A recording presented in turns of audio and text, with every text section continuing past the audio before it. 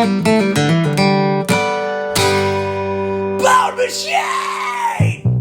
came into East St. Louis from the east, from New Albany, Indiana. It took like 4 hours, which wasn't that bad. At some point in southern Illinois, everything turned real southern, got real swampy.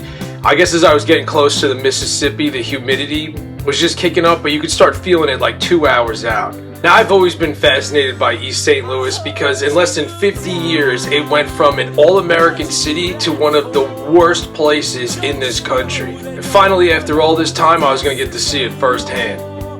East St. Louis began in the mid-19th century as a bustling transportation and industrial hub just across the Mississippi River from St. Louis, Missouri, which at the time was the biggest railroad yard in the country.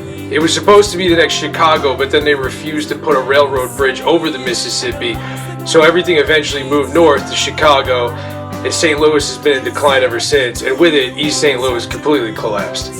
The early industries were railroad, barges, coal, meatpacking, steel, chemical, and manufacturing stuff, which created thousands of jobs and made it like a booming working class city. There was one point they said anybody could show up in East St. Louis and get a job.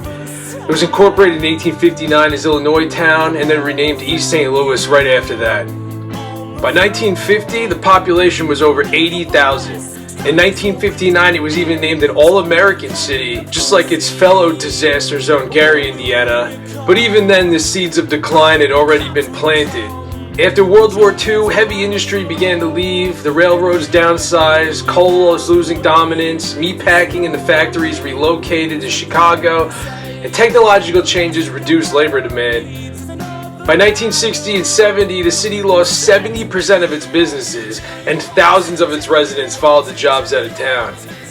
With a shrinking tax base, the city services deteriorated, as you can see.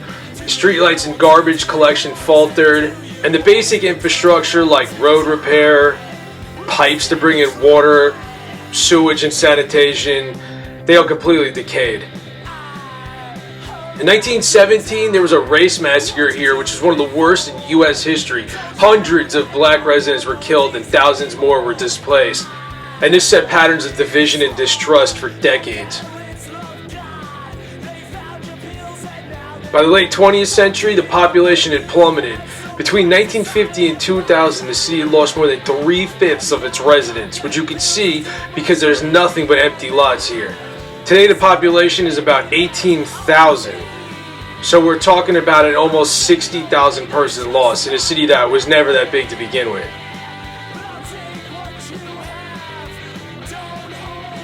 Today East St. Louis faces serious challenges. The poverty rate's about 33%, which is way above the national average. And the median household income is about $30,000, which is insanely low compared to the U.S.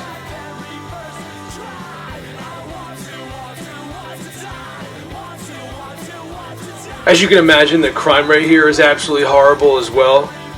Look on the right-hand side, you can see the Gateway Arch in St. Louis. That's how close we are. Crime rates have actually been going down here, but that's only because everybody's already killed each other and there's nobody left to pump up the statistics. I keep lowering the camera because I imagine anybody I pass is somebody who lives here and isn't just driving through like me, and I can't even imagine what kind of people are left in this place, but I didn't want them to see me driving around filming their houses. There's no industry here left at all. There were some strip clubs. I saw a nightclub that was closed. I didn't even see a 7-Eleven, but as you can see, we just passed like a $100,000 Escalade with great rims, so clearly there's an economy here.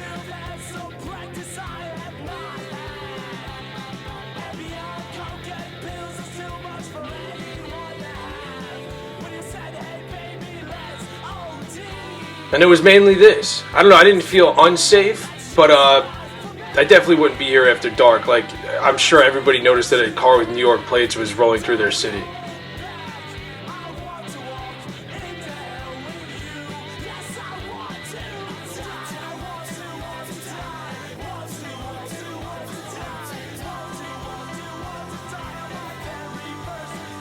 And that's it. I mean, I could have spent all day snaking through the streets, and I'd like to go back again and do that, but I had a date that night in St. Louis, so you just go down the road, over the bridge, and before you know it, You're entering the grand old metropolis of St. Louis, Missouri.